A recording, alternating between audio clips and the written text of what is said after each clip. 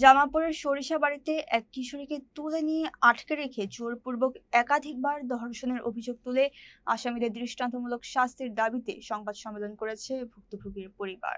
আজ দুপুরে উপজেলার ভাটারা ইউনিয়নের ধোপাদহ গ্রামে নিজ বাড়িতেই এই সংবাদ সম্মেলন অনুষ্ঠিত হয়। লিখিত বক্তব্যে ভুক্তভোগীর চাচা সুমন শেখ অভিযোগ করেন, গত 21শে মে সন্ধ্যায় নাহিদ ও তার সঙ্গীরা ওই কিশোরীকে জোরপূর্বক তুলে নিয়ে যায়। সেখানে ভয়ভীতি দেখিয়ে তাকে ধর্ষণ করা হয় এবং জোর করে একটি নিকাহনামায় স্বাক্ষর দেওয়া হয়।